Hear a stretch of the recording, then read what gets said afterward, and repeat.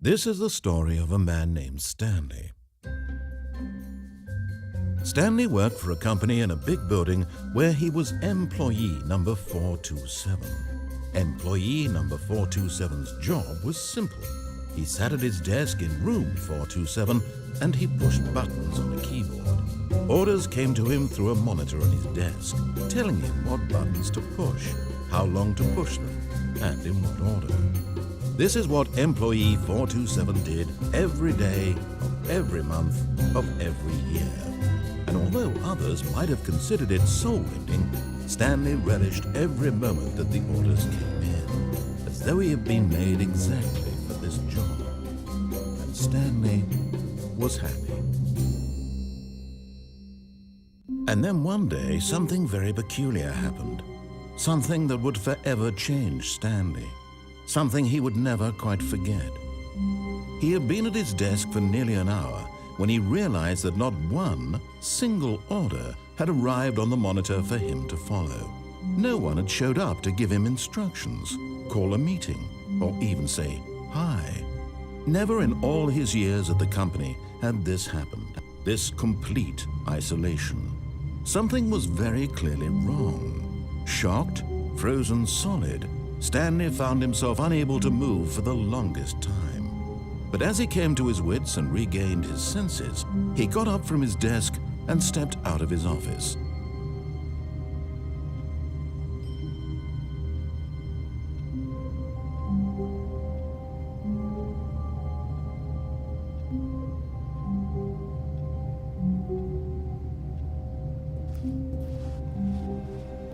All of his co-workers were gone. What could it mean? Stanley decided to go to the meeting room. Perhaps he had simply missed a memo. No matter how hard Stanley looked, he couldn't find a trace of his co-workers.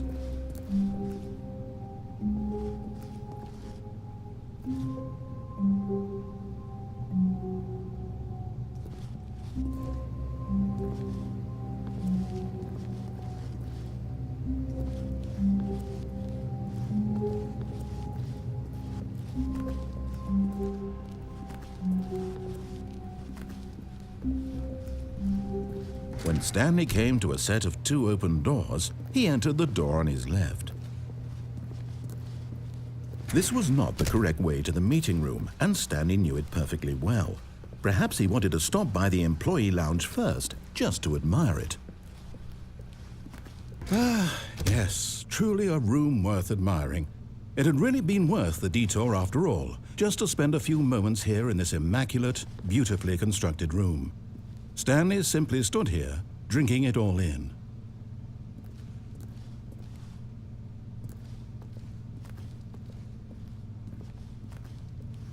Yes, really, really worth it being here in the room.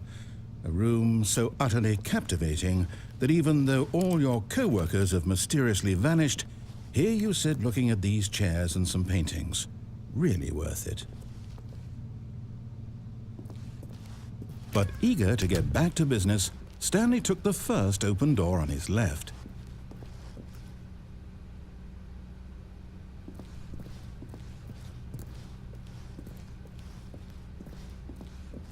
Stanley was so bad at following directions, it's incredible he wasn't fired years ago. Look, Stanley, I think perhaps we've gotten off on the wrong foot here. I'm not your enemy, really, I'm not. I realize that investing your trust in someone else can be difficult, but the fact is that the story has been about nothing but you all this time. There's someone you've been neglecting. What? Really? I was in the middle of something. Do you have zero consideration for others? Are you that convinced that I want something bad to happen to you? Why, I don't know how to convince you of this, but I really do want to help you, to show you something beautiful. Look, let me prove it. Let me prove that I'm on your side. Give me a chance. Now listen carefully, this is important. Stanley walked through the red door. Aha, perhaps you misunderstood. Stanley walked through the red door. I still don't think we're communicating properly. Stanley walked through the red door. All right, fine, go ahead, Stanley. You want to know so badly what's out there? You want to find out what lies at the end of this road you've chosen? Well, don't let me stop you. You see, there's nothing here. I haven't even finished building this section of the map because you were never supposed to be here in the first place. Broken rooms, exposed developer textures. Is this what you had wanted? Was it worth ruining the entire story I had written out specifically for you? Do you not think I put a lot of time into that? Because I did. And in the end, it was all for nothing, because this is what you wanted to see. Help me here, Stanley. Help elucidate these strange and unknowable desires of yours. What would have made this game better? What did you want to see? Vehicles? Skill trees? Work with me. You've given me absolutely nothing so far. Tell you what, let me take a stab in the dark at a new design, and you can give me some feedback. There we go. A third option. This already feels leaps ahead of where we were before. Go ahead, Stanley. Take it for a spin. Okay, I'm going to stop you there. Now, tell me about your experience with this new version. Would you say that the game benefited from allowing you more choices? Feel free to be honest. I'm looking for some real critical feedback here. Aha! You see, I knew I was onto something. Where do these flashes of inspiration come from? How did I know the game needed a third door? Well, it's instinct mostly, a calling in your gut. I really couldn't say where the idea came from, except that I felt it in my soul. You can't teach that, Stanley. Don't even try. Here, based on the data from your previous playthrough, I've compiled a new version. And to be perfectly candid, I think I've knocked it out of the park with this one. Let's take a look.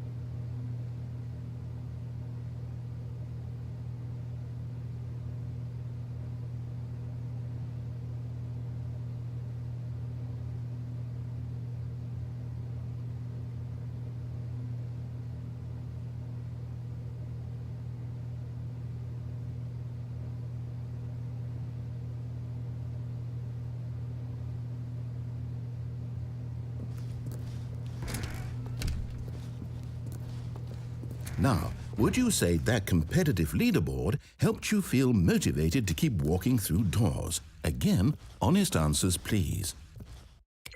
Hey, I nearly forgot. I've got a prototype of a new game I've been working on, and now would be a lovely opportunity to give it some playtesting.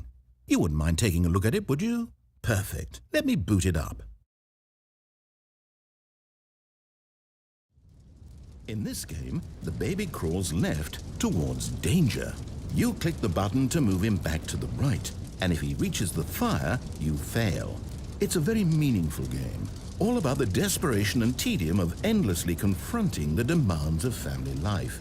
I think the art world will really take notice. But of course, the message of the game only becomes clear once you've been playing it for about 4 hours. So why don't you give it 4 hours of play to make sure it's effective? Be sure to keep notes on your experience.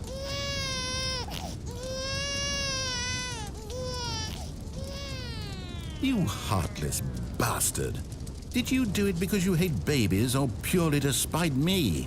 Because if it's the latter, well, I don't know what to do. I'm completely out of ideas. I can't think of a single thing that might improve the experience for me. I'm not even going to try.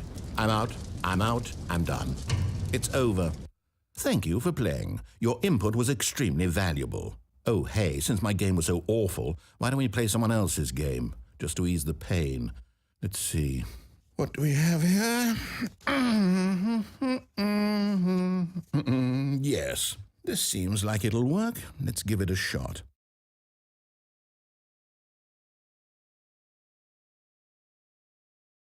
Well, Stanley, is this any better? At last, the one thing you've always desired, a game I had absolutely nothing to do with. But is it enough? Tell me that, Stanley. Will it ever be enough? Well, I'll say this. I'm done making things for you. From now on, I will only create to fulfill a greater artistic purpose. Watch this, Stanley. I'm going to build a house.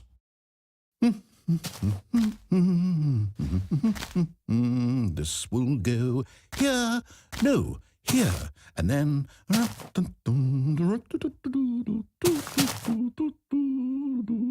Let's see, what does it need? Yes, of course, and just to finish it all off, yes, it's complete. I made this, Stanley. Look at it. Gaze upon my work of art and feel ashamed at your own inadequacy. But you've only seen it from the outside. You've only gotten half the experience. Please, step inside and make yourself comfortable. Isn't it grand? Isn't it perfect? It could only be better if... Wait, that's it. We must rebuild it out of diamond. Diamond everything. Yes. Come along, Stanley. We have to go mining.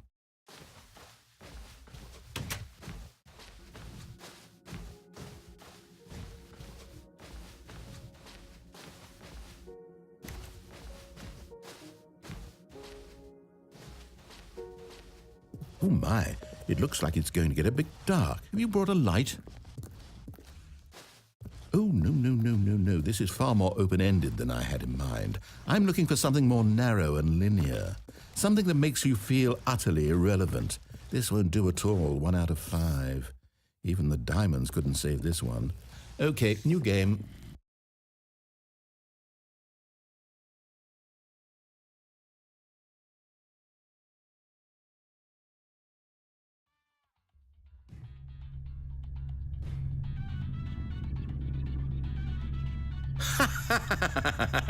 Yes! I don't even know what this game is, but I love it. You, trapped in a glass box with no way out, listening to me talk. Oh, it's inspired. I couldn't have done it any better myself. What is this game even supposed to be? I can't figure it out. Okay, now I'm curious. Let's go find out what the hell this is.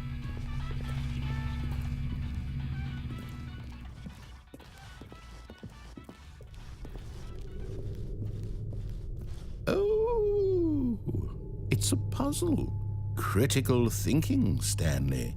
Your forte.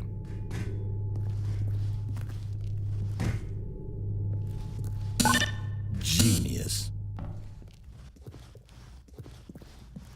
No, actually, you know what? I think that's plenty.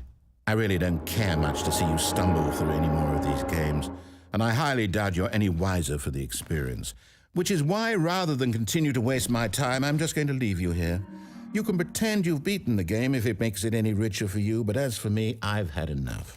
So, why don't you get cozy in this room, and if you have any grand revolutionary ideas for the perfect video game, you can just sit there and let it ball up inside you for all eternity. I don't need your advice. I don't need your ratings. And I certainly don't need the validation of a man whose job is to push buttons. I think I'll just go about my business, making meaningful cultural contributions to the world. And perhaps every now and then I'll think back to a man named Stanley who was objectively wrong in every decision he ever made. The thought won't last long. Goodbye, Stanley. Good luck with your work. And I sincerely hope that everyone lives happily ever after.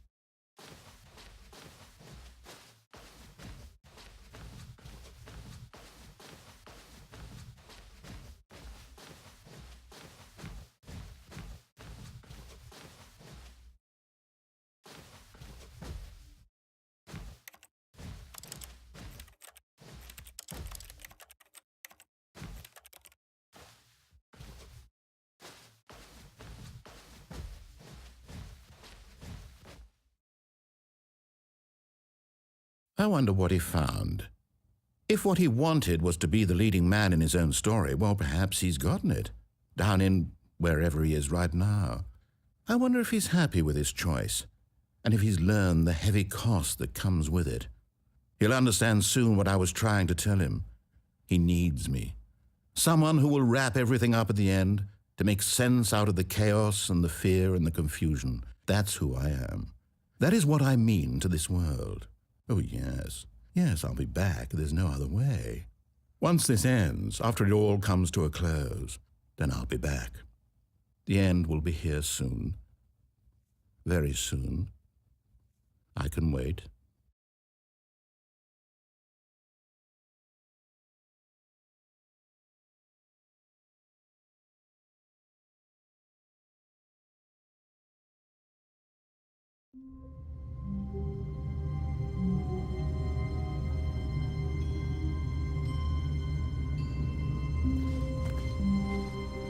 All of his co-workers were gone.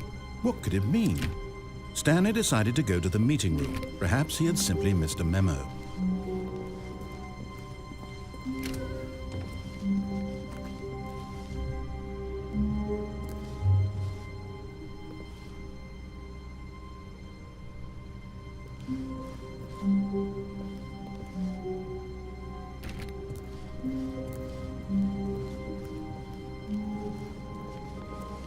When Stanley came to a set of 2 open doors, he entered the door on his left. This was not the correct way to the meeting room, and Stanley knew it perfectly well. Perhaps he wanted to stop by the employee lounge first, just to admire it. Wow, yes, this room. What a beautiful room. What a gorgeous, gorgeous room. Thank goodness Stanley had taken this detour on his way to the meeting room. Life without having experienced this room was now too horrible even to consider. But eager to get back to business, Stanley took the first open door on his left. And so he detoured through the maintenance section, walked straight ahead to the opposite door, and got back on track.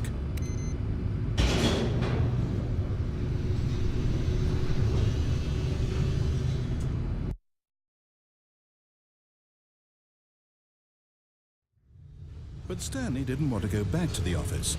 He wanted to wander about and get even further off track. So now in order to get back, he needed to go,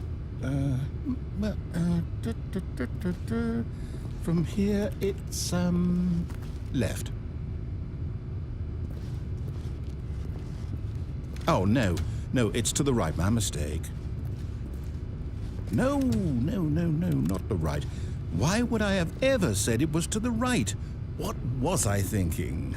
It's clearly... Oh dear, would you hold on for a minute, please?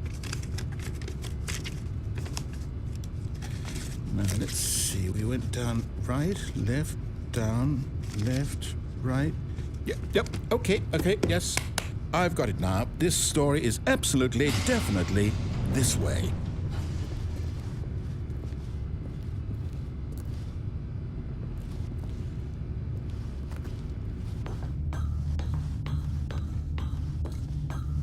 No.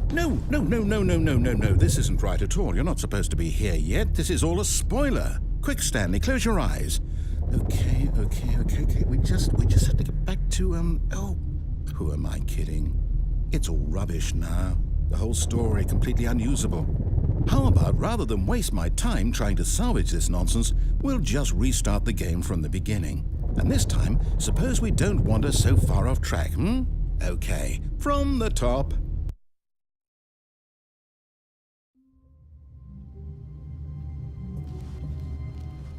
All of his co-workers were gone. What could it mean? Stanley decided to go to the meeting room. Perhaps he had simply missed a memo.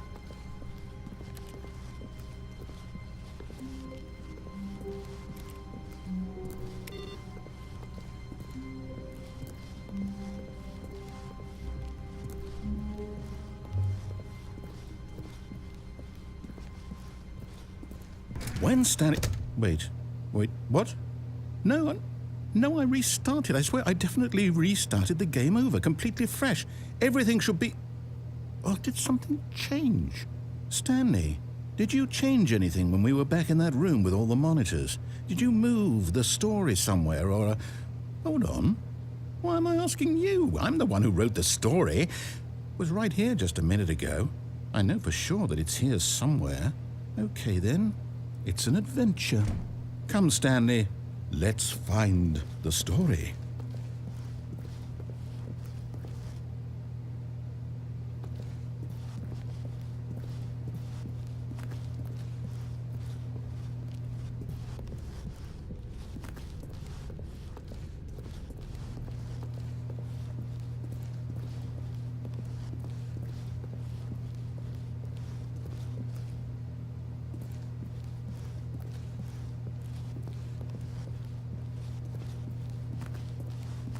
I'll say it. This is the worst adventure I've ever been on. I can promise you there definitely was a story here before. Do we need to restart the game again? Well, I find it unlikely that we'll ever progress by starting over and over again, but it's got to be better than this. Okay, let's give it a shot. Why not?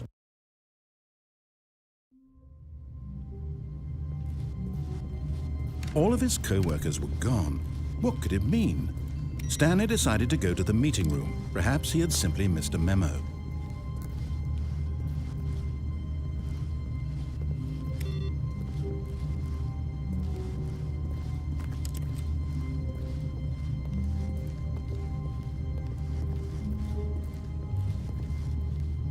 Okay, yep, it's worse. I might be remembering this wrong. It's possible the story is back where we just came from. Why don't we go back the other direction and see if we missed anything?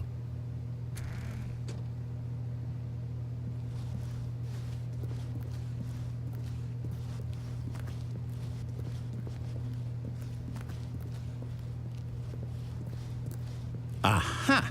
I knew we'd missed something. The story. Here it comes. No, wait, never mind. Not the story. Okay, let's head back the other way and retrace our steps.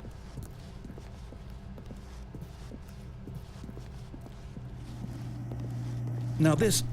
Well, I'll be honest, I don't recognize this place at all. Is this the story? I don't think so.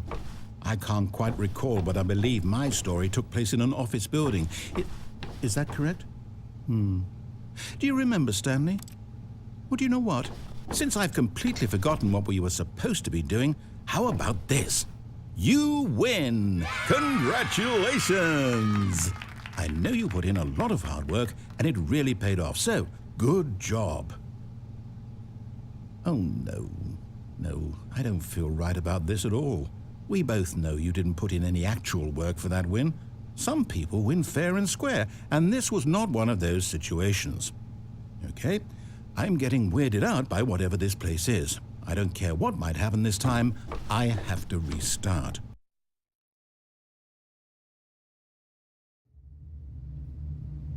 All right, I've got a solution. This time, to make sure we don't get lost, I've employed the help of the Stanley Parable Adventure Line.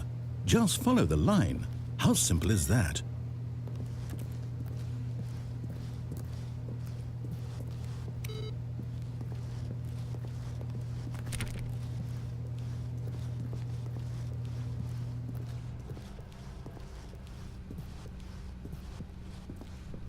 No, I'm down. We're leaving it up to the line from now on.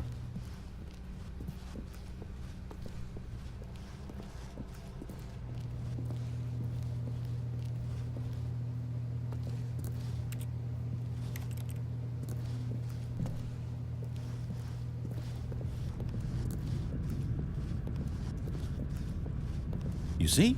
The line knows where the story is. It's over in this direction. Onward, Stanley, to destiny. Though, here's a thought. Wouldn't wherever we end up be our destination, even if there's no story there? Or to put it another way, is the story of no destination still a story? Simply by the act of moving forward, are we implying a journey such that a destination is inevitably conjured into being via the very manifestation of the nature of life itself? Whoa. Hang on. That got a bit weird back there. Well, I'd like to apologize. Not sure where I was going with all that. You know what? I think what we need right now is a bit of music to lighten the mood.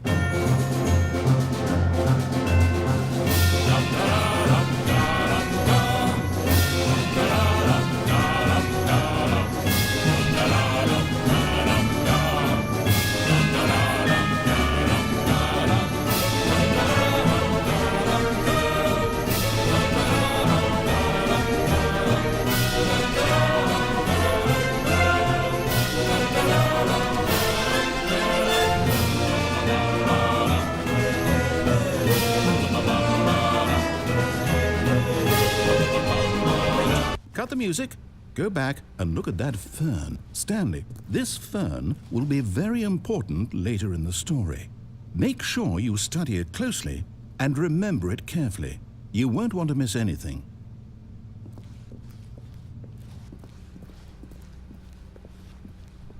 Wait, what? We're back at the office? No. Line, you do know we're looking for the Stanley Parable, right? The story? Is any of this ringing a bell?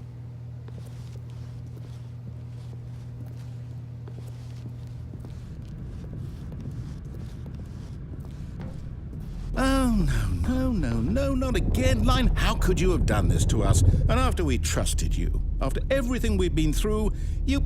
Oh, I can't take this anymore. To hell with it. Restart.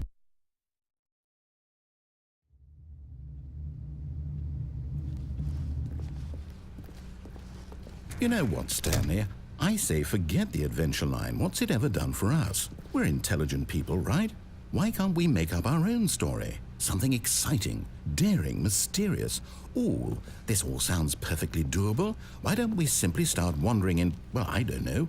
How about this direction? Now, yes, this is exciting. Just me and Stanley forging a new path, a new story. Well, it could be anything. What do you want our story to be? Go wild. Use your imagination. Whatever it might be, Stanley, I'm ready for it. Oh, no, not you again. Stanley, I'd also like to veto the line from having any role in our awesome new story. No lines or monitor rooms. Just don't acknowledge it, and we should be fine.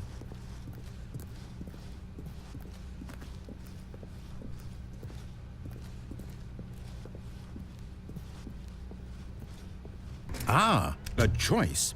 We get to make a decision. From here, the story is in our control. How important we mustn't squander the opportunity. In fact, I believe I need a minute to think here. Just walk in circles for a minute. Okay, so I know that each door has to lead somewhere, which means that somewhere at the place where we're trying to go, there must be a reverse door that leads here. And that in turn means that our destination corresponds with the counter-inverted reverse door's origin. So starting from the right, let us ask, will taking the right door lead us to where we're going? And since the answer is clearly yes, then by all accounts, the door on the right is the correct one. Another victory for logic. Come, Stanley, our destiny awaits.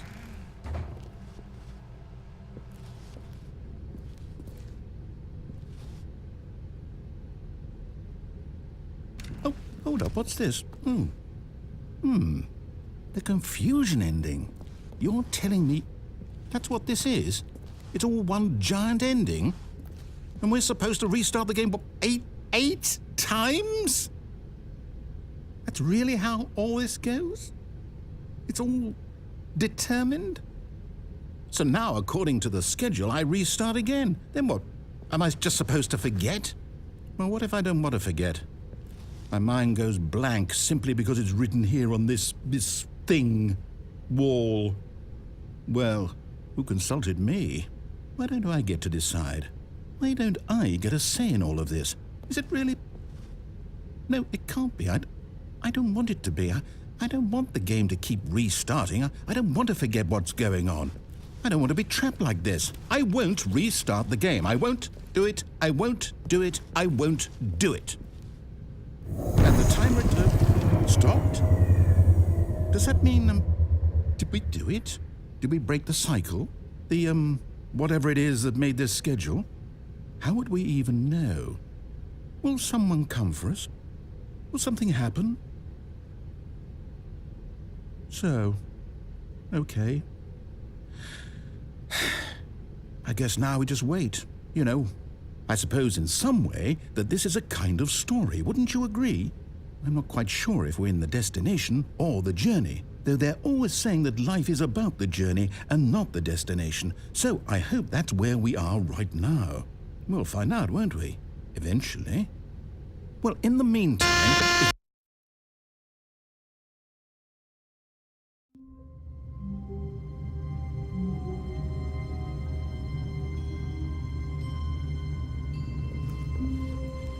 All of his co-workers were gone. What could it mean?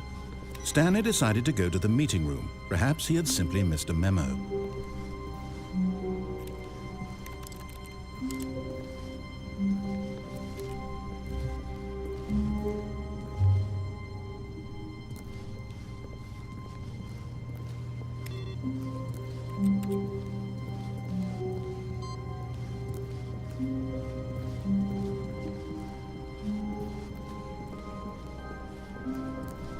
When Stanley came to a set of 2 open doors, this was not the correct way to the meeting room, and Stanley knew it perfectly well.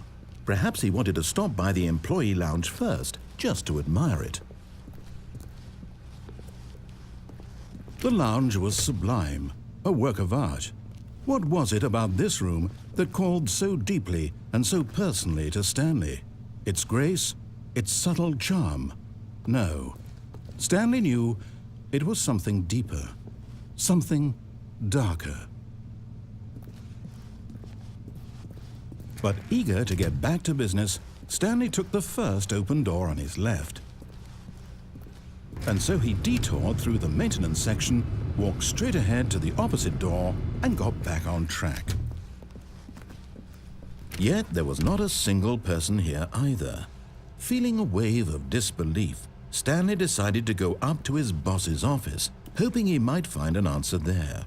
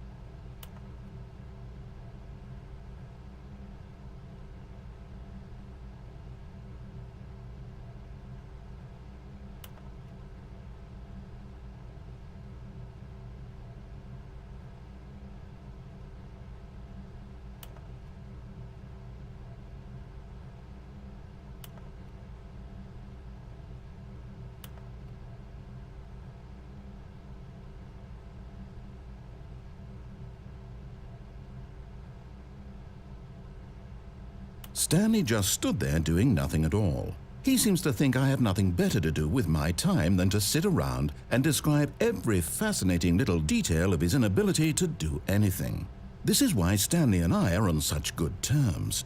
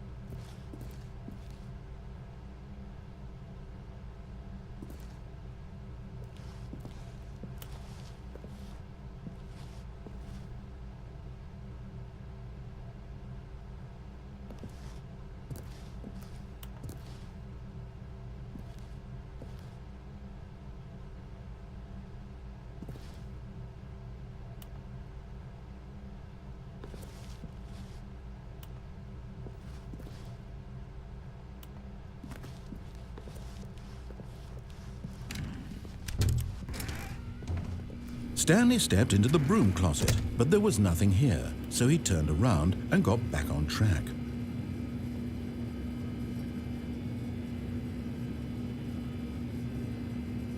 There was nothing here, no choice to make, no path to follow, just an empty broom closet. No reason to still be here.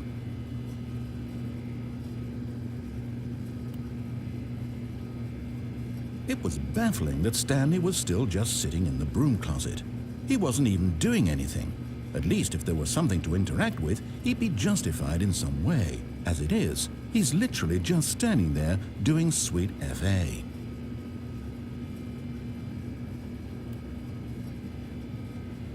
Are you really still in the broom closet? Standing around doing nothing? Why? Please offer me some explanation here. I'm genuinely confused.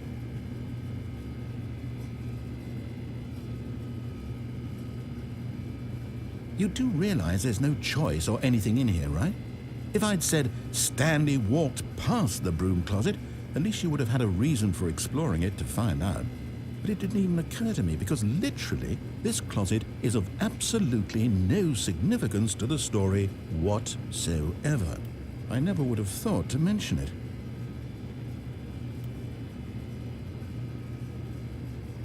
Maybe to you this is somehow its own branching path.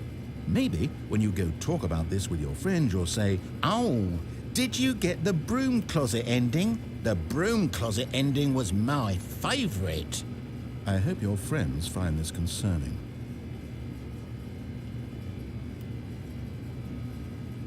Stanley was fat and ugly and really stupid. He probably only got the job because of a family connection. That's how stupid he is. That or with drug money. Also, Stanley is addicted to drugs and hookers.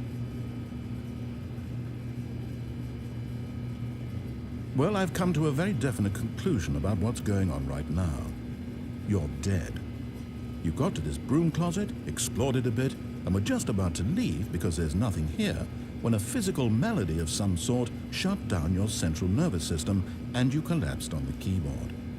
Well, in a situation like this, the responsible thing is to alert someone nearby so as to ensure that your body is taken care of before it begins to decompose. Hello? Anyone who happens to be nearby? The person at this computer is dead.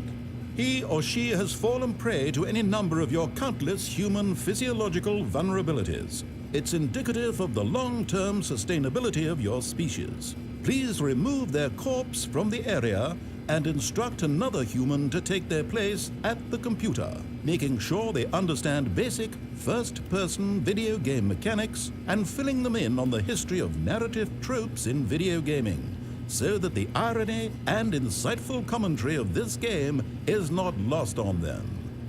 All right, when you've done that, just step out into the hallway. Ah, second player, it's good to have you on board. I guarantee you can't do any worse than the person who came before you. You too? Unbelievable. I'm at the mercy of an entire species of invalids. Perhaps there's a monkey nearby you can hand the controls to. A fish? Fungus? Look, you can hammer out the details. I'm not particularly picky. I'll just be waiting for when you're ready to pick up the story again.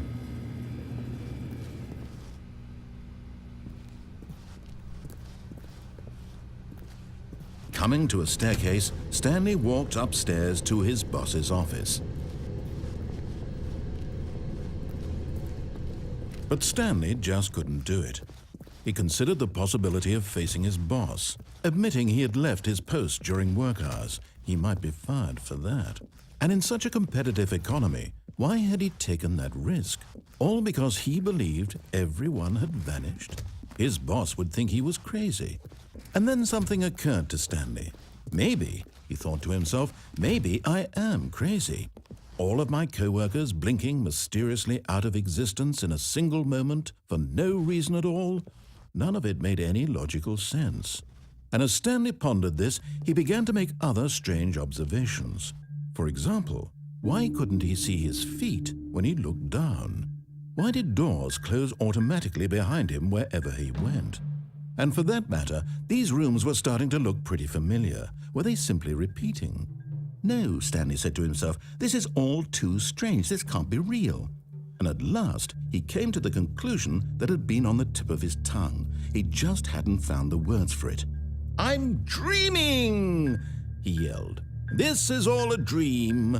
Oh, what a relief Stanley felt to have finally found an answer, an explanation. His co-workers weren't actually gone. He wasn't going to lose his job. He wasn't crazy after all. And he thought to himself, I suppose I'll wake up soon. I'll have to go back to my boring real-life job pushing buttons. I may as well enjoy this while I'm still lucid. So he imagined himself flying and began to gently float above the ground. Then he imagined himself soaring through space on a magical starfield, and it too appeared. It was so much fun, and Stanley marveled that he had still not woken up. How was he remaining so lucid? And then perhaps the strangest question of them all entered Stanley's head. One he was amazed he hadn't asked himself sooner. Why is there a voice in my head dictating everything that I'm doing and thinking? Now the voice was describing itself being considered by Stanley, who found it particularly strange. I'm dreaming about a voice describing me, thinking about how it's describing my thoughts, he thought. And while he thought it all very odd and wondered if this voice spoke to all people in their dreams, the truth was that, of course, this was not a dream. How could it be? Was Stanley simply deceiving himself, believing that if he's asleep, he doesn't have to take responsibility for himself? Stanley is as awake right now as he's ever been in his life. Now, hearing the voice speak these words was quite a shock to Stanley. After all, he knew for certain, beyond a doubt, that this was in fact a dream. Did the voice not see him float and make the magical stars just a moment ago? How else would the voice explain all that? This voice was a part of himself too. Surely, if he could just... He would prove it. He would prove that he was in control, that this was a dream. So he closed his eyes gently, and he invited himself to wake up. He felt the cool weight of the blanket on his skin, the press of the mattress on his back, the fresh air of a world outside this one. Let me wake up, he thought to himself. I'm through with this dream. I wish it to be over. Let me go back to my job. Let me continue pushing the buttons. Please, it's all I want. I want my apartment and my wife and my job. All I want is my life exactly the way it's always been. My life is normal. I am normal. Everything will be fine. I am okay.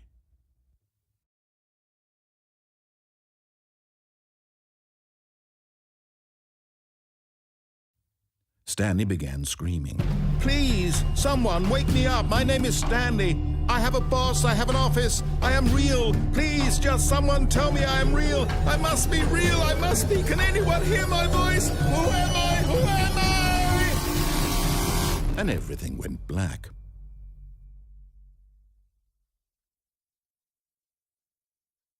This is the story of a woman named Mariella. Mariella woke up on a day like any other. She arose, got dressed, gathered her belongings, and walked to her place of work. But on this particular day, her walk was interrupted by the body of a man who had stumbled through town talking and screaming to himself, and then collapsed dead on the sidewalk. And although she would soon turn to go call for an ambulance, for just a few brief moments, she considered the strange man. He was obviously crazy. This much she knew. Everyone knows what crazy people look like. And in that moment, she thought to herself how lucky she was to be normal. I am sane. I am in control of my mind. I know what is real and what isn't. It was comforting to think this, and in a certain way, seeing this man made her feel better. But then she remembered the meeting she had scheduled for that day, the very important people whose impressions of her would affect her career, and by extension, the rest of her life. She had no time for this, so it was only a moment that she stood there, staring down at the body. And then she turned and ran.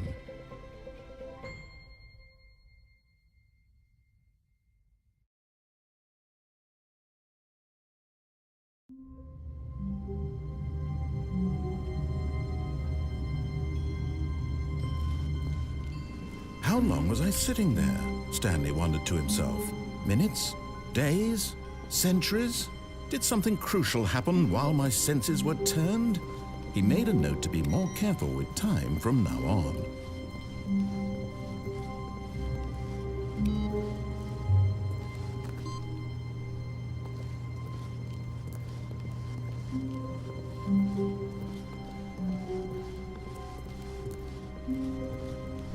When Stanley came to a set of 2 open doors, he entered the door on his left.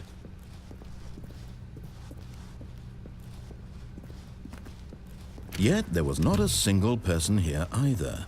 Feeling a wave of disbelief, Stanley decided to go up to his boss's office, hoping he might find an answer there. Oh no, no, not again. I won't be part of this. I'm not going to encourage you. I'm not going to say anything at all. I'm just going to be patient and wait for you to finish whatever it is you enjoy doing so much in this room. Please take your time.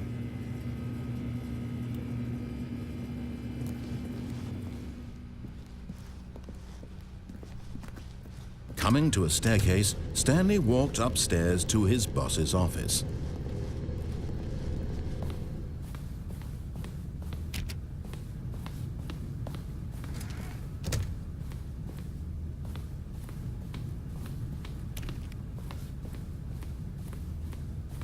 Stepping into his manager's office, Stanley was once again stunned to discover not an indication of any human life. Shocked, unraveled, Stanley wondered in disbelief who orchestrated this, what dark secret was being held from him. What he could not have known was that the keypad behind the boss's desk guarded the terrible truth that his boss had been keeping from him. And so the boss had assigned it an extra secret PIN number, 2845. But of course, Stanley couldn't possibly have known this.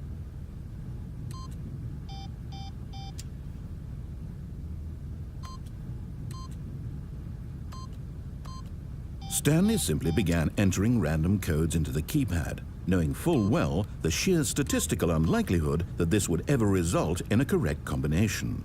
If he knew that the combo was 2845, it would be another story entirely. But no, this is what he was going to do instead.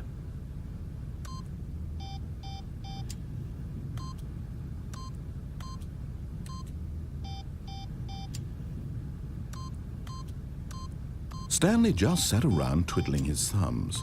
Trying to input anything on the device was useless, since he could never possibly know that the combination was 2845.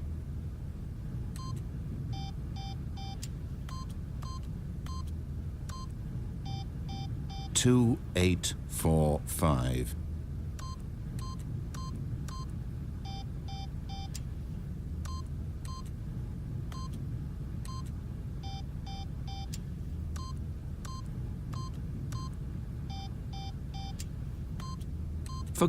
But it turns out that the panel's emergency override kicked in, and the door just opened all by itself. And Stanley got the hell along with the story. Well, whoop-de-doo.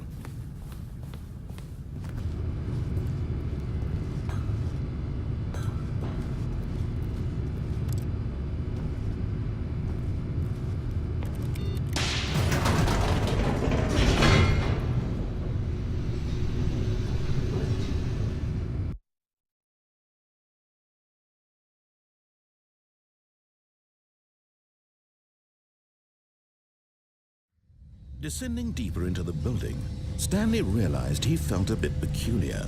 It was a stirring of emotion in his chest, as though he felt more free to think for himself, to question the nature of his job. Why did he feel this now, when for years it had never occurred to him? This question would not go unanswered for long.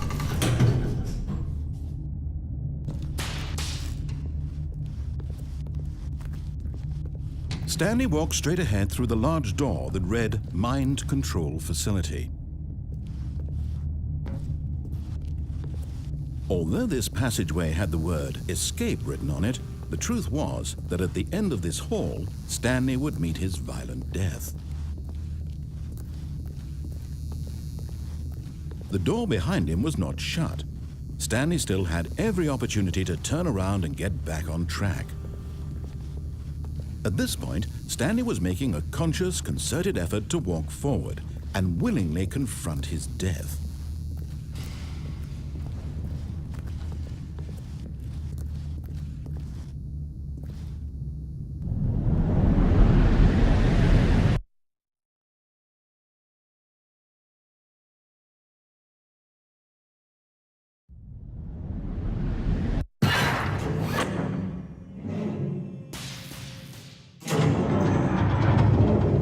As the machine whirred into motion and Stanley was inched closer and closer to his demise, he reflected that his life had been of no consequence whatsoever.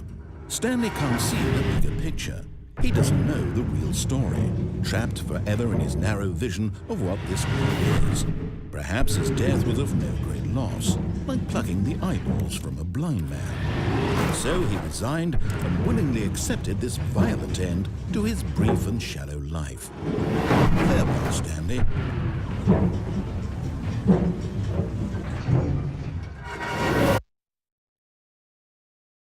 "Farewell, Stanley," cried the narrator, as Stanley was led helplessly into the enormous metal jaws.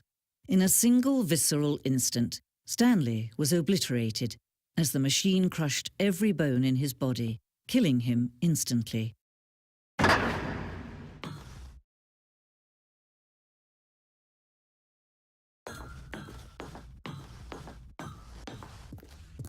And yet it would be just a few minutes before Stanley would restart the game, back in his office, as alive as ever. What exactly did the narrator think he was going to accomplish? When every path you can walk has been created for you long in advance, death becomes meaningless, making life the same. Do you see now? Do you see that Stanley was already dead from the moment he hit start?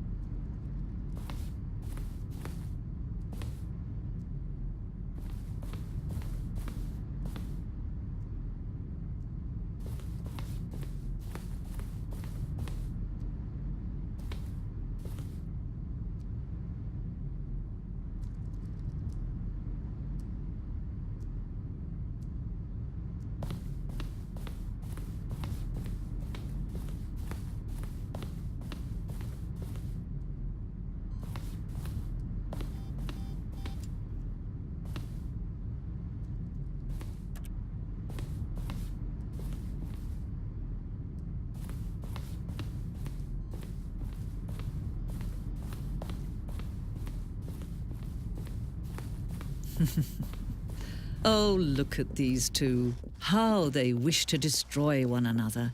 How they wish to control one another. How they both wish to be free. Can you see? Can you see how much they need one another? No, perhaps not. Sometimes these things cannot be seen. But listen to me. You can still save these two. You can stop the program before they both fail. Push escape and press quit. There's no other way to beat this game. As long as you move forward, you'll be walking someone else's path. Stop now and it'll be your only true choice. Whatever you do, choose it. Don't let time choose for you. Don't let time...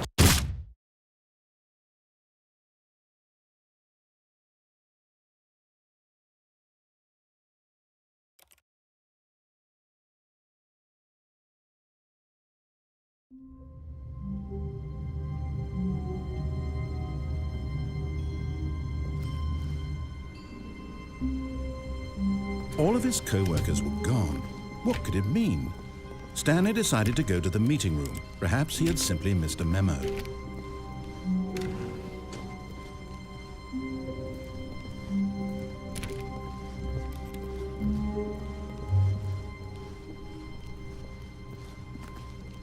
When Stanley came to a set of 2 open doors, he entered the door on his left.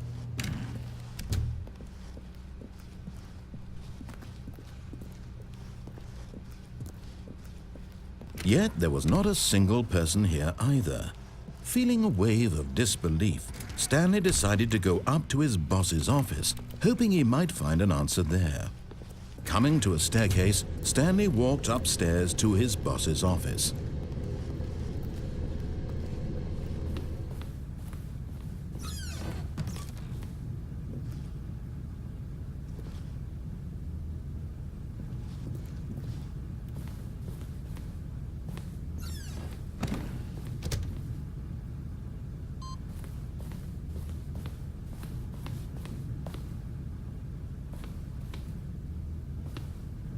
Stepping into his manager's office, Stanley was once again stunned to discover not an indication of any human life. What could it mean? Stanley wondered aloud to nobody. He began wildly tearing through papers on the boss's desk, pulling books off the shelf, looking behind paintings, desperate for clues to his situation. But his attention was caught by a keypad behind the boss's desk. What could its purpose be? In fact, this keypad guarded the terrible secret that lay buried below his feet.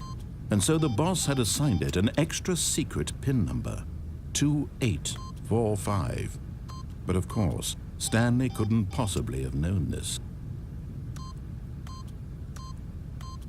Yet incredibly, by simply pushing random buttons on the keypad, Stanley happened to input the correct code by sheer luck. Amazing.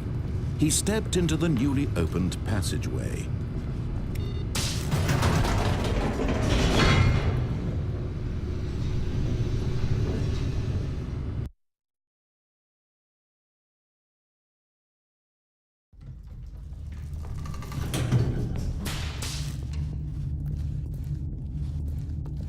Stanley walked straight ahead through the large door that read Mind Control Facility.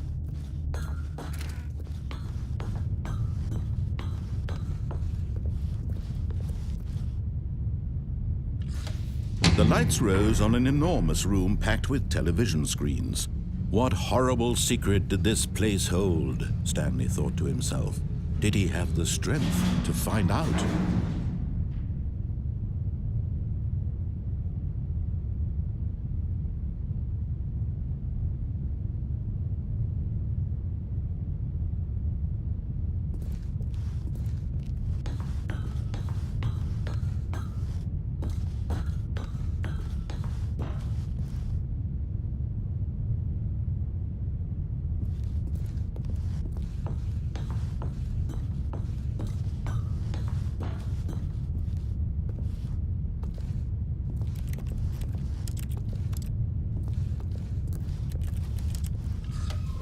Now the monitors jumped to life, their true nature revealed.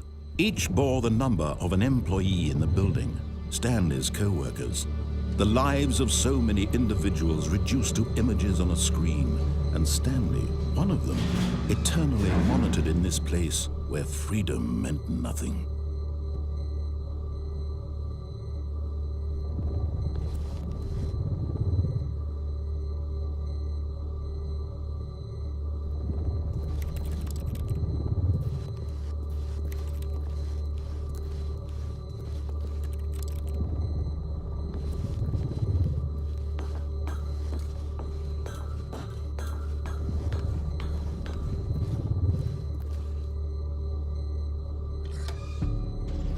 This mind control facility, it was too horrible to believe. It couldn't be true. Had Stanley really been under someone's control all this time? Was this the only reason he was happy with his boring job? That his emotions had been manipulated to accept it blindly?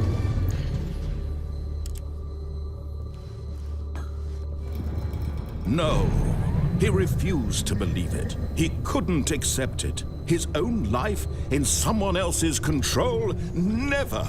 It was unthinkable, wasn't it? Was it even possible? Had he truly spent his entire life utterly blind to the world?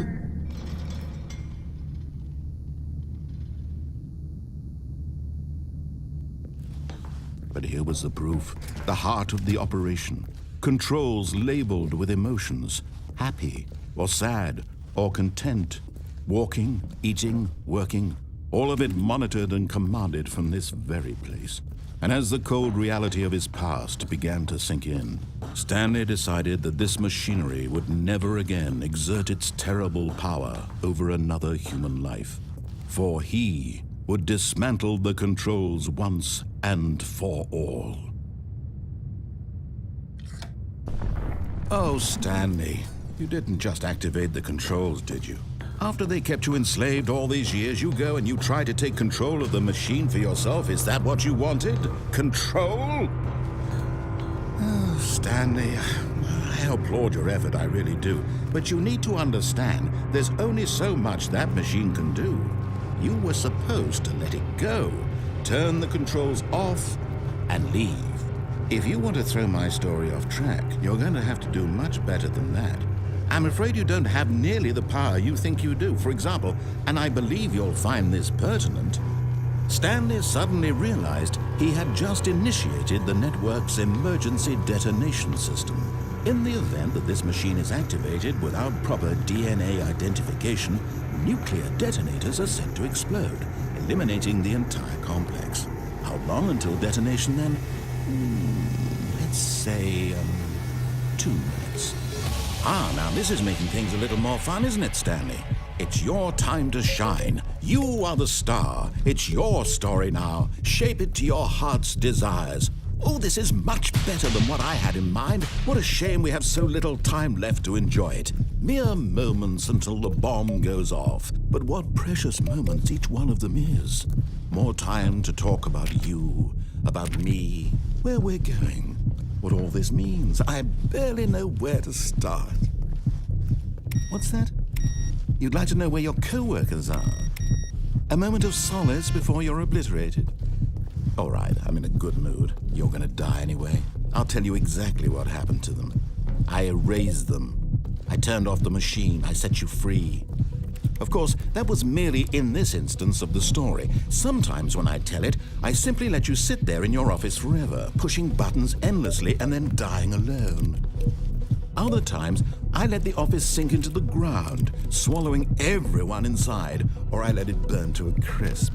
I have to say this, though, this version of events has been rather amusing.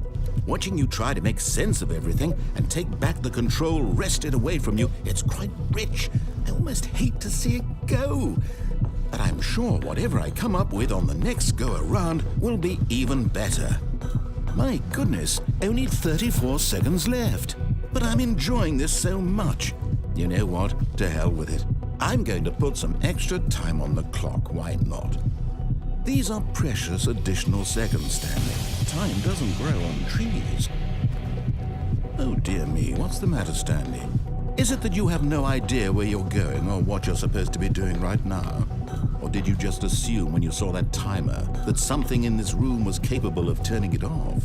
I mean, look at you. Running from button to button, screen to screen, clicking on every little thing in this room. These numbered buttons, no, these colored ones. Or maybe this big red button, or this door.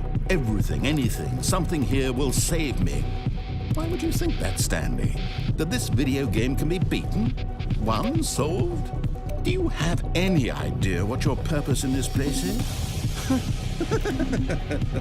Stanley, you're in for quite a disappointment. But here's a spoiler for you. That timer isn't a catalyst to keep the action moving along. It's just seconds ticking away to your death. You're only still playing instead of watching a cutscene because I want to watch you for every moment that you're powerless, to see you made humble. This is not a challenge, it's a tragedy. You wanted to control this world, that's fine. But I'm going to destroy it first, so you can't. Take a look at the clock, Stanley. That's 30 seconds you have left to struggle. 30 seconds until a big boom and then nothing. No ending here, just you being blown to pieces. Will you cling desperately to your frail life, or will you let it go peacefully? Another choice. Make it count, or don't. It's all the same to me, all a part of the joke. And believe me, I will be laughing at every second of your inevitable life from the moment we fade in until the moment I say, happily ever up.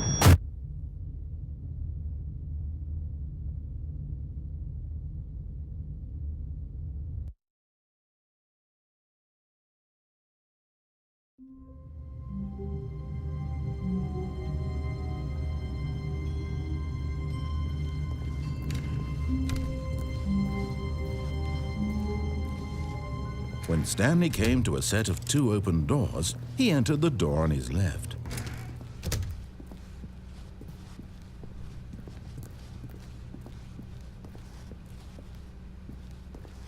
Yet there was not a single person here either.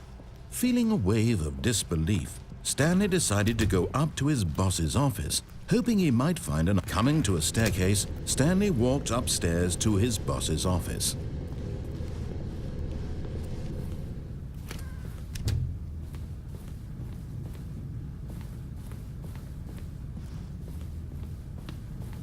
The moment...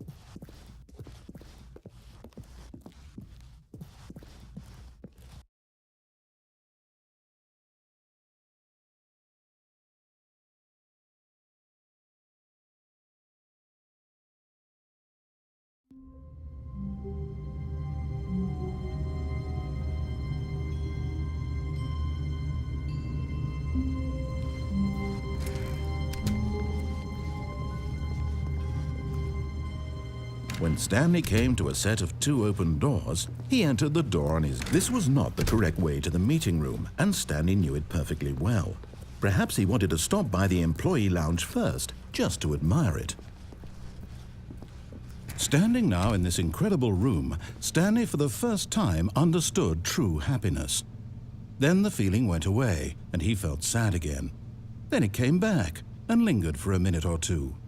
Now it's only half there. Just a kind of, tingle.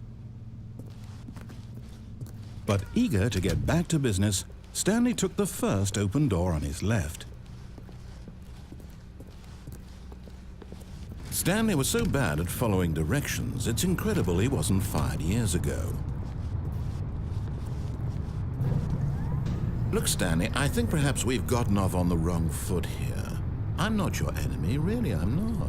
I realize that investing your trust in someone else can be difficult, but the fact is that the story has been about nothing but you all this time. There's someone you've been neglecting, Stanley. Someone you've forgotten about. Please, stop trying to make every decision by yourself. Now, I'm not asking for me, I'm asking for her. This is it, Stanley. Your chance to redeem yourself, to put your work aside, to let her back into your life. She's been waiting. That's her, Stanley. You need to be the one to do this, to reach out to her. If you can truly place your faith in another, then pick up the phone.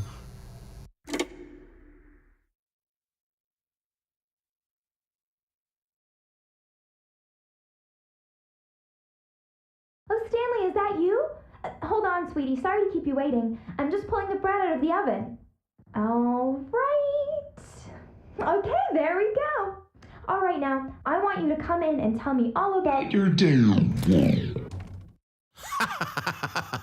Gotcha. Oh, come on. Did you actually think you had a loving wife who'd want to commit their life to you? I'm trying to make a point here, Stanley. I'm trying to get you to see something. Come inside. Let me show you what's really going on here. This is a very sad story about the death of a man named Stanley. Stanley is quite a boring fellow. He has a job that demands nothing of him, and every button that he pushes is a reminder of the inconsequential nature of his existence.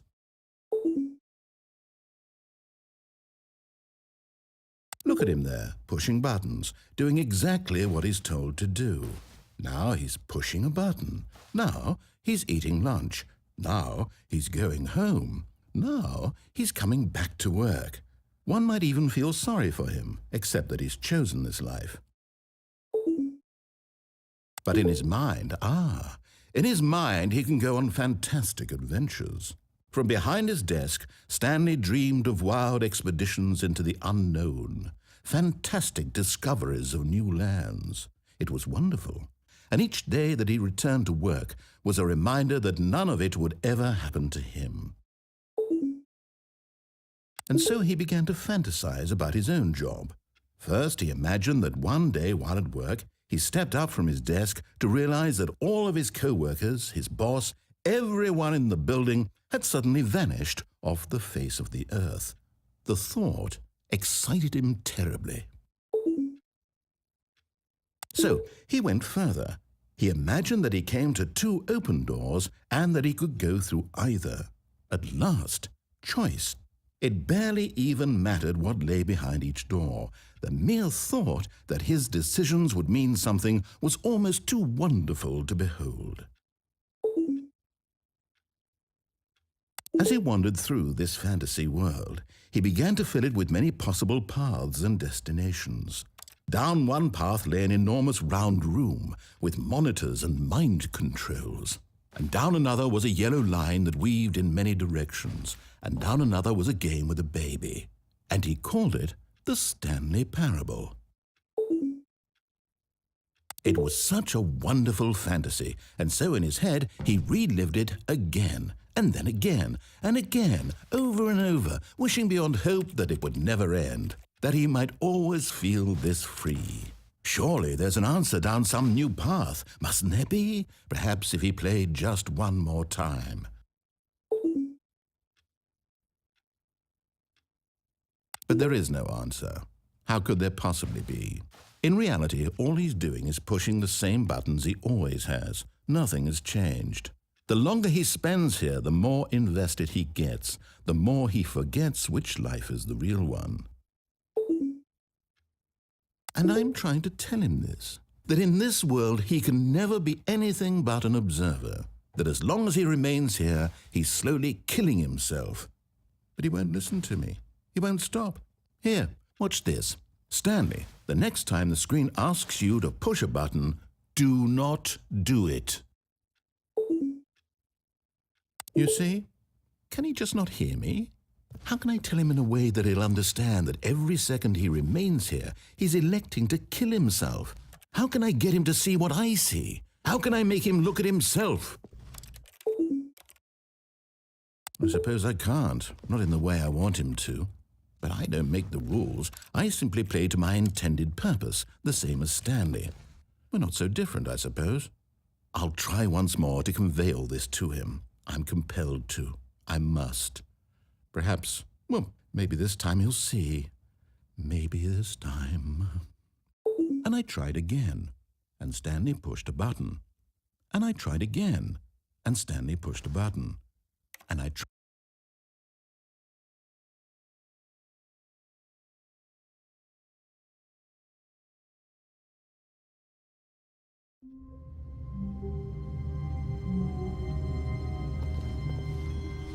All of his co-workers were gone. What could it mean? Stanley decided to go to the meeting room. Perhaps he had simply missed a memo. No matter how hard Stanley looked, he couldn't find a trace of his co-workers.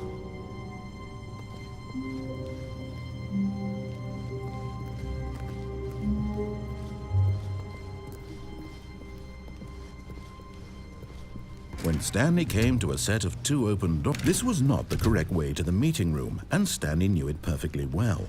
Perhaps he wanted to stop by the employee lounge first, just to admire it. Stanley felt lightheaded, butterflies in his stomach, giddy in a way he had never known before. Was it this room? A connection between the two? Could a man love a room? I mean, truly, truly, deeply, madly love. But eager to get back to business, Stanley took the first open door on his left. Stanley was so bad at following directions, it's incredible he wasn't fired years ago. Look, Stanley, I think perhaps we've gotten off on the wrong foot here. I'm not your enemy, really, I'm not. I realize that investing your trust in someone else can be difficult, but the fact is that the story has been about nothing but you all this time. There's someone you've been neglecting, Stanley. Someone you've forgotten about. Please, stop trying to make every decision by yourself. Now, I'm not asking for me, I'm asking for her. This is it, Stanley. Your chance to redeem yourself. To put your work aside, to let her back into your life. She's been waiting. That's her, Stanley. Oh, no, you can't. Did you just unplug the phone? Now, that wasn't supposed to be a choice. How did you do that? You actually chose incorrectly? I didn't even know that was possible. Let me double check. No, it's definitely here, clear as day. Stanley picks up the phone. He's taken to his apartment where he finds his wife, and the two pledge themselves to one another. Music comes in, fade to white, roll credits. Not picking up the phone is actually somehow an incorrect course of action. How is that even possible? None of these decisions were supposed to mean anything.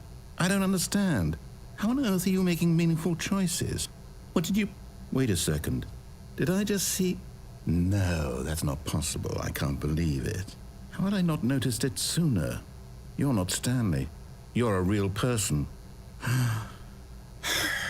I can't believe I was so mistaken. This is why you've been able to make correct and incorrect choices. And to think I've been letting you run around in this game for so long. If you'd made any more wrong choices, you might have negated it entirely. It's as though you completely ignored even the most basic safety protocol for real-world decision-making. Or did you not grasp the severity of the situation? Well, I won't have that kind of risk on my watch.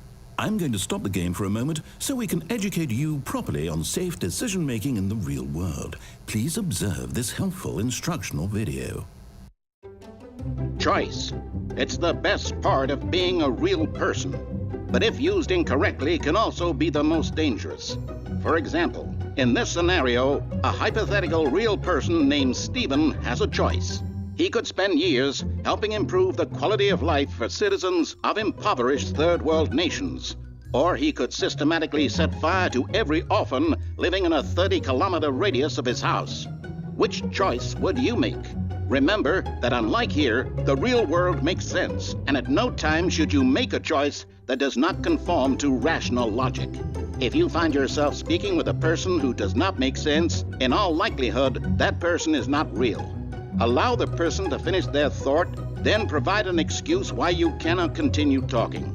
Turn to a partner and practice saying, "My goodness, is it 4:30? I'm supposed to be having a back, sack, and crack."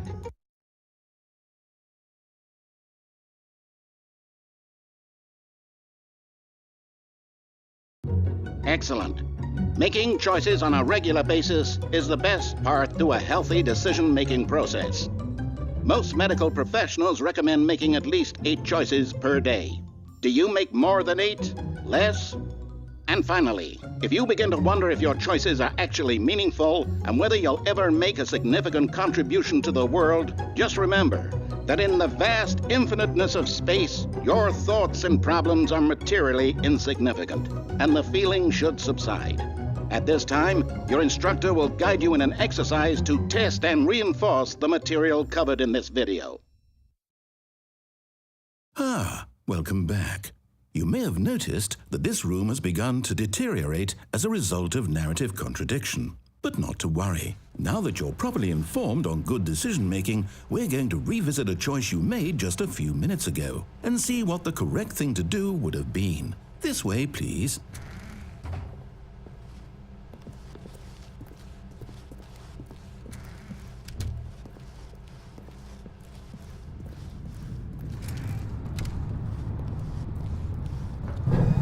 Now that we know your choices are meaningful, we can't have you jumping off the platform and dying. Imagine the main character dying senselessly halfway through the story. That story would make no sense at all. We just need to get you home as soon as possible before the narrative contradiction gets any worse. Unfortunately, it seems this place is not well equipped to deal with reality.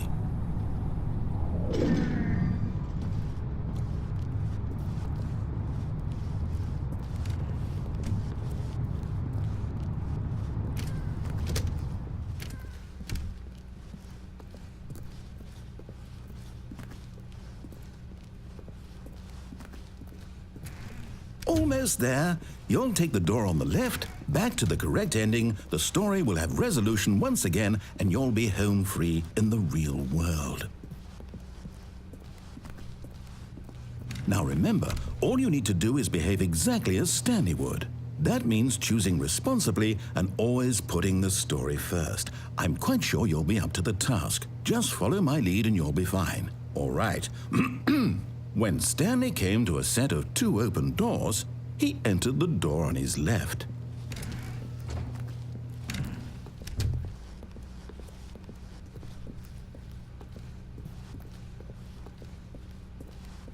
Yet there was not a single person here either. Feeling a wave of disbelief, Stanley decided to go up to his boss's office, hoping he might find an answer there. Coming to a staircase, Stanley walked upstairs to his boss's office.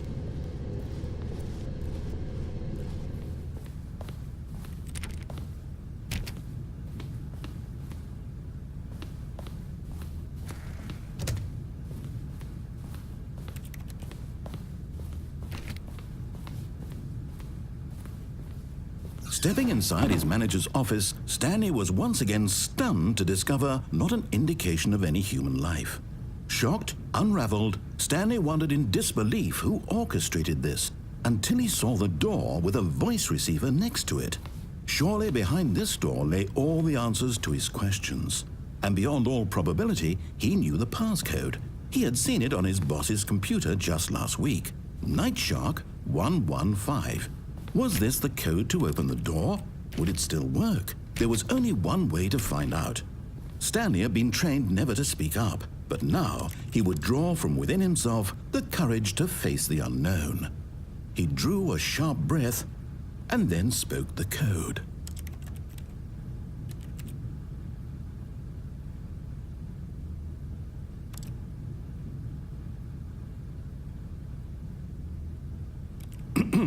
Stanley spoke the code. Night Shark 115. He spoke it into the receiver, right there on the wall.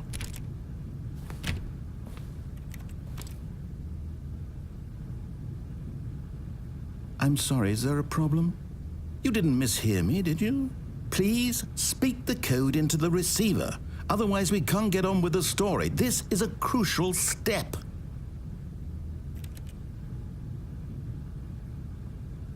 Okay, fine, you're not going to do it, but you know what? It's pretty humiliating to bring you this far, only for you to suddenly decide you have better things to do. I asked you for this one single thing, for your respect. The kind of respect Stanley shows for his choices. He knows what it means to take a story seriously. If you didn't want to see what I had to show you, then why did you come here? You had a choice, you know. You could have gone through the door on the right. You could have done whatever the hell you wanted over there. Why did you come this way? Speak. Say something to me. Explain yourself, you coward. Behave exactly as Stanley would. That means choosing responsibly and always putting the story first. I'm quite sure you'll be up to the task. Just follow my lead and you'll be fine. All right. When Stanley came to a set of 2 open doors, he entered the door on his left.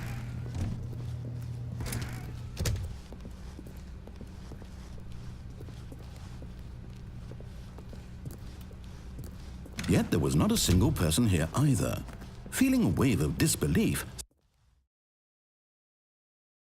behave exactly as Stanley would.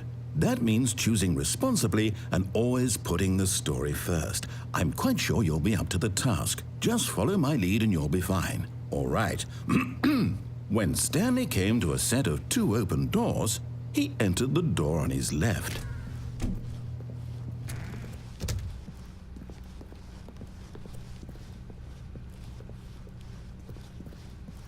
Yet there was not a single person here either.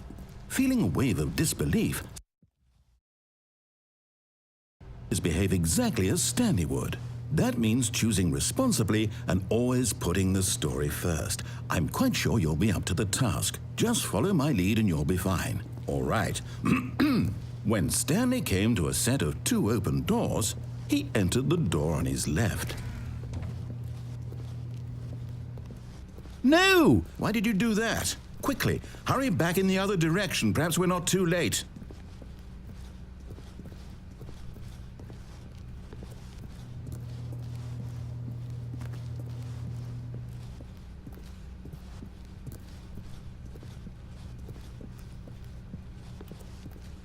Oh, it's ruined. I can't believe, after everything we talked about, that my story, you've destroyed my work. Why? For what? What did you get out of that? What did you think was so special about seeing the game undone, left here like so much garbage? It's worthless now. And what am I supposed to do? Even if there were a way to continue, would it be worth it? To know that my story is now incorrect? How can I go back to that? I can't erase that knowledge. I'll have to live with it forever, reliving its impossibility forever. I couldn't live that way. Is it better to shut the game down entirely? To willingly destroy all of my work? I don't know. What's the answer? What do I do? What do I do? What do I... No, I have to. I have to shut the game down. I have to. I have to.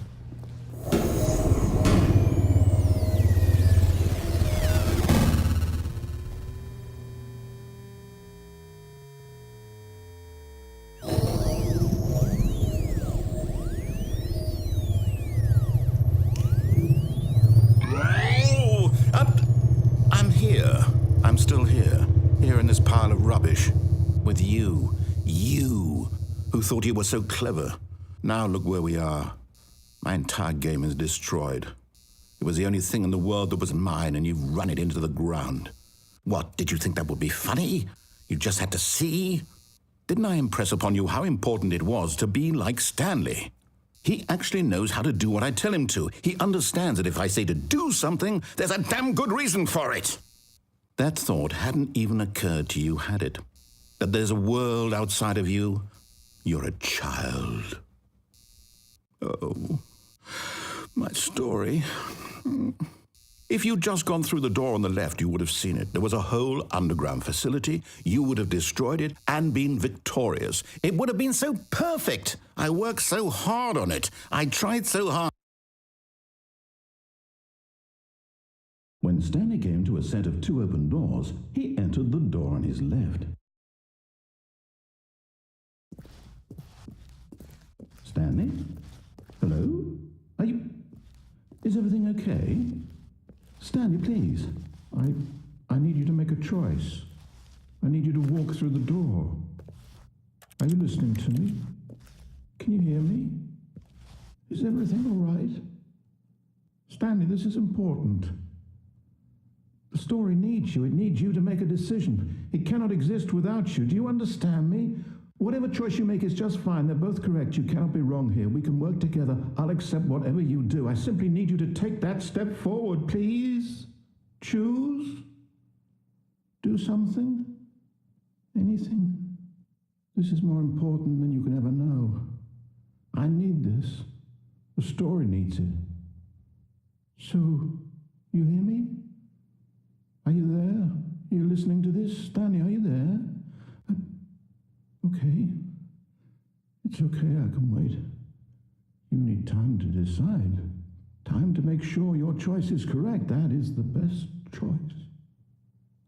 That's all right. I'll wait for you to decide what's the right thing to do. Take as much time as you need.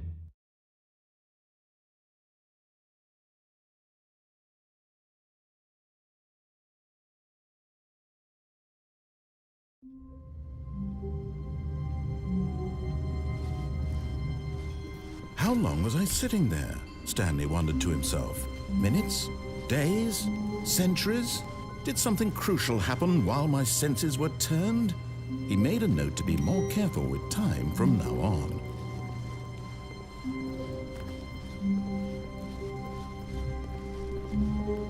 When Stanley came to a set of 2 open doors, this was not the correct way to the meeting room, and Stanley knew it perfectly well. Perhaps he wanted to stop by the employee lounge first, just to admire it. The lounge was grand, majestic, perhaps too majestic, like a combination of a much smaller version and a much larger version of this exact room. It all made Stanley uncomfortable, and he started to bleed a little. This made him smile. At last, proof that he was human. But eager to get back to business, Stanley took the first open door on his left. And so he detoured through the maintenance section, walked straight ahead to the opposite door, and got back on track. Yet there was not a single person here either. Feeling a wave of disbelief, Stanley decided to go up to his boss's office, hoping he might find an answer there. Coming to a staircase, Stanley walked upstairs to his boss's office.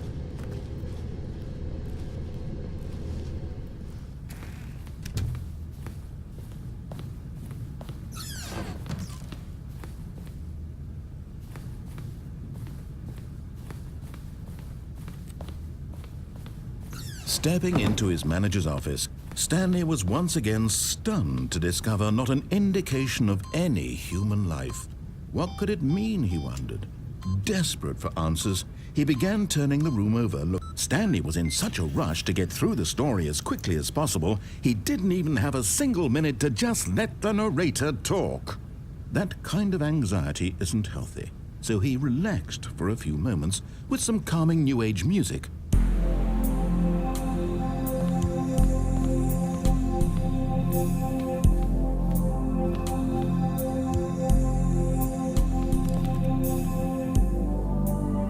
Feeling soothed and rejuvenated, Stanley calmly walked forward into the opened passageway.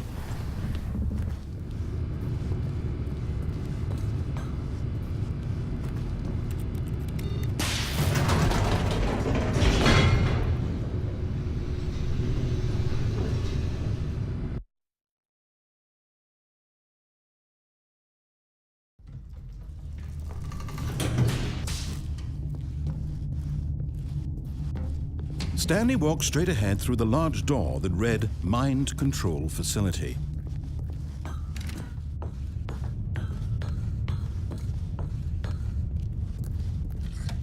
The lights rose on an enormous room packed with television screens. What horrible secret did this place hold? Stanley thought to himself. Did he have the strength to find out?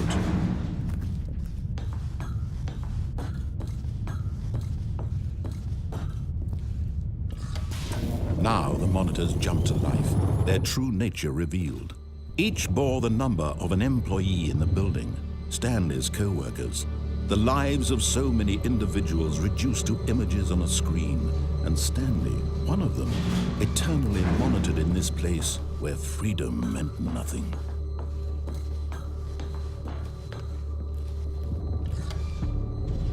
This mind control facility, it was too horrible to believe. It couldn't be true.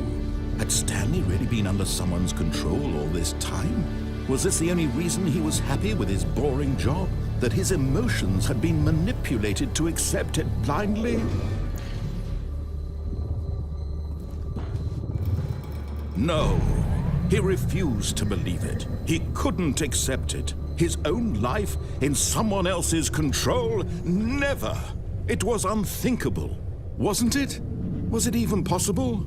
Had he truly spent his entire life utterly blind to the world? But here was the proof, the heart of the operation. Controls labeled with emotions, happy or sad or content, walking, eating, working, all of it monitored and commanded from this very place. And as the cold reality of his past began to sink in, Stanley decided that this machinery would never again.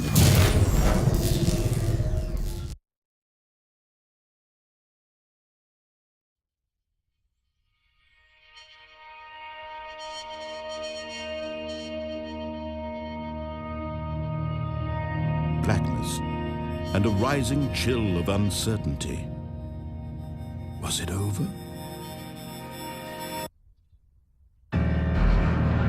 Yes! He had won! He had defeated the machine, unshackled himself from someone else's command. Freedom was mere moments away. And yet, even as the immense door slowly opened, Stanley reflected on how many puzzles still lay unsolved. Where had his co-workers gone? How had he been freed from the machine's grasp? What other mysteries did this strange building hold? But as sunlight streamed into the chamber, he realized none of this mattered to him, for it was not knowledge or even power that he had been seeking, but happiness. Perhaps his goal had not been to understand, but to let go. No longer would anyone tell him where to go, what to do, or how to feel. Whatever life he lives, it will be his. And that was all he needed to know. It was perhaps the only thing worth knowing. Stanley stepped through the open door.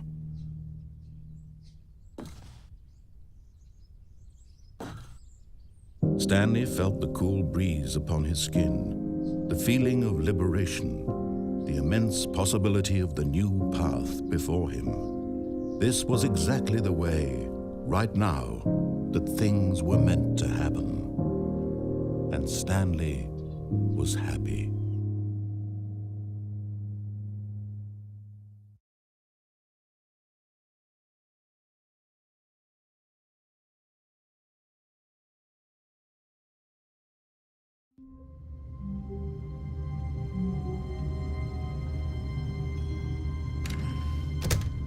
But Stanley simply couldn't handle the pressure. What if he had to make a decision? What if a crucial outcome fell under his responsibility? He had never been trained for that. No, this couldn't go anywhere except badly. The thing to do now, Stanley thought to himself, is to wait. Nothing will hurt me. Nothing will break me. In here I can be happy forever. I will be happy. Stanley waited. Hours passed, then days. Had years gone by? He no longer had the ability to tell. But the one thing he knew for sure, beyond any doubt, was that if he waited long enough, the answers would come. Eventually, someday, they would arrive. Soon, very soon now, this will end. He will be spoken to. He will be told what to do. Now it's just a little bit closer. Now it's even closer. Here it comes.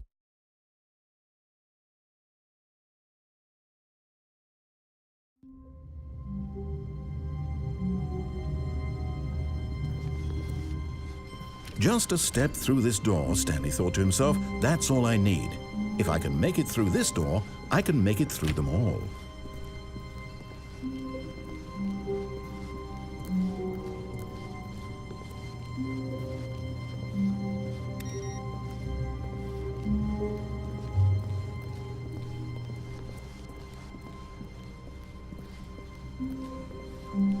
When Stanley came to a set of 2 open doors, this was not the correct way to the meeting room, and Stanley knew it perfectly well.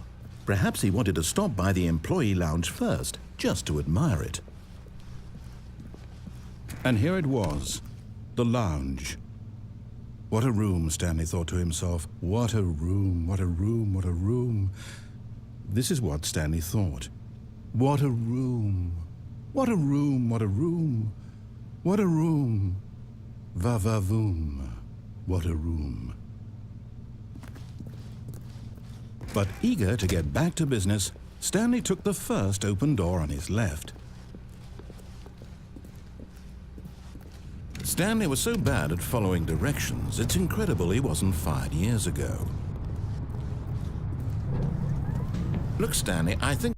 But in his eagerness to prove that he is in control of the story and no one gets to tell him what to do, Stanley leapt from the platform and plunged to his death. Good job, Stanley. Everyone thinks you are very powerful.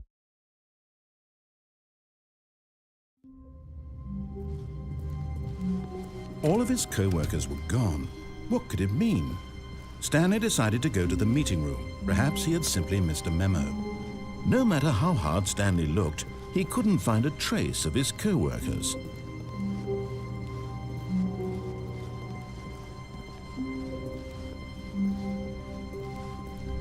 When Stanley came to a set of 2 open doors, this was not the correct way to the meeting room, and Stanley knew it perfectly well. Perhaps he wanted to stop by the employee lounge first, just to admire it. It was okay. But eager to get back to business, Stanley took the first open door on his left. And so he detoured through the maintenance section, walked straight ahead to the opposite door, and got back on track. Yet there was not a single person here either. Feeling a wave of disbelief, Stanley decided to go up to his boss's office, hoping he might find... Coming to a staircase, Stanley walked upstairs to his boss's office.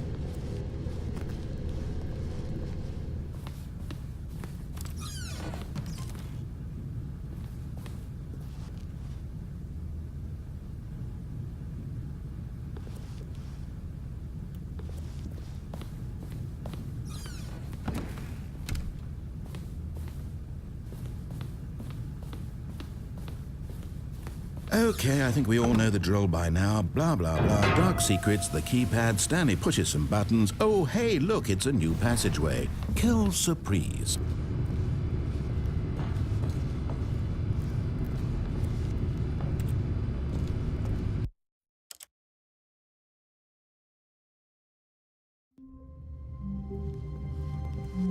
All of his co-workers were gone. What could it mean? Stanley decided to go to the meeting room. Perhaps he had simply missed a memo.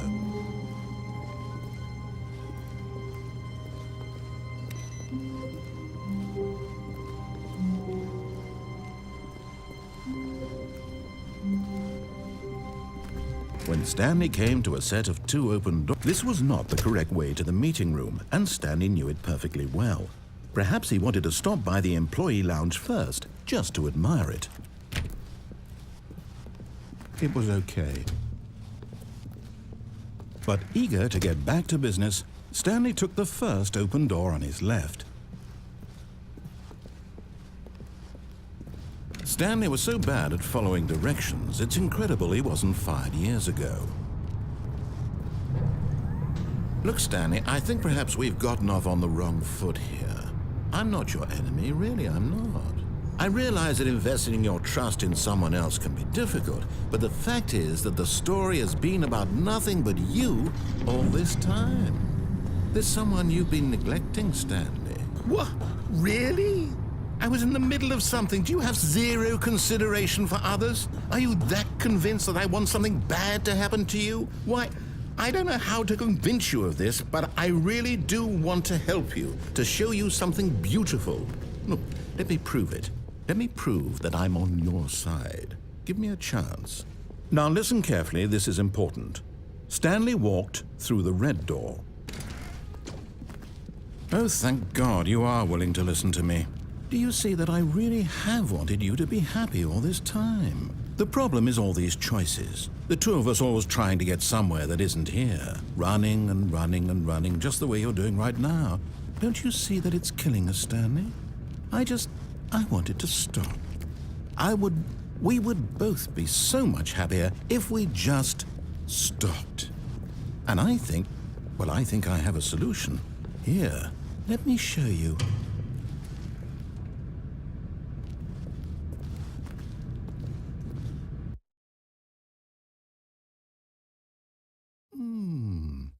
What do we want? What are we looking for? Here. Yes. Oh, it's beautiful, isn't it? If we just stay right here, right in this moment with this place, Stanley, I think I feel happy. I actually feel happy.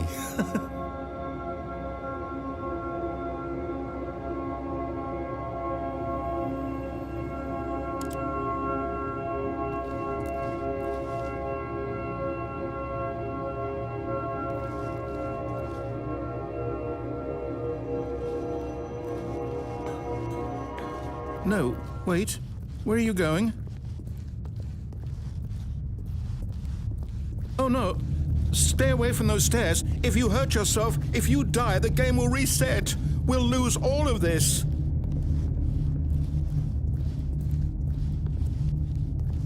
Please, no, Stanley, let me stay here. Don't take this from me.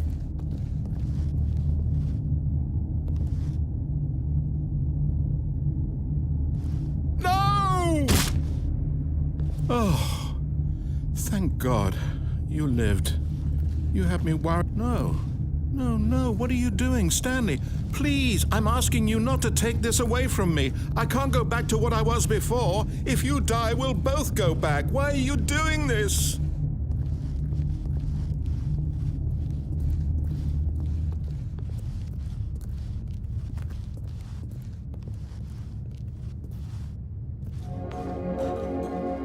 There. See? This is what you want. This is where we can both be happy. We really can. If we stop moving, we just have to stop moving.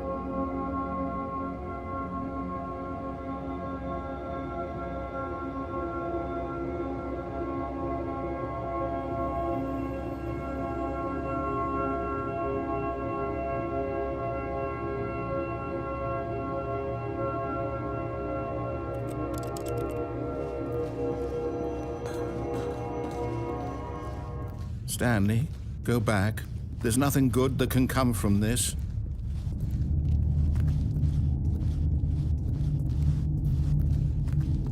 Do you just not believe me? What can I say to convince you?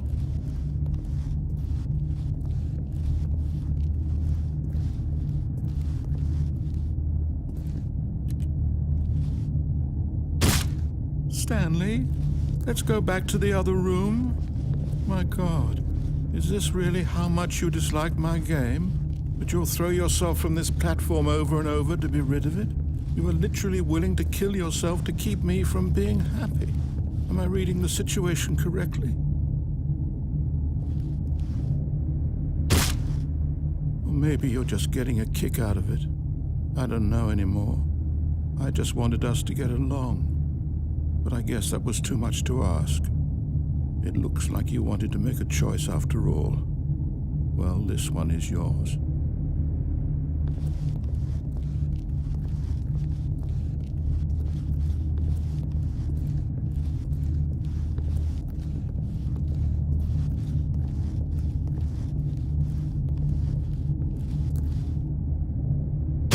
Is it over? It's going to restart, isn't it? I'm going back.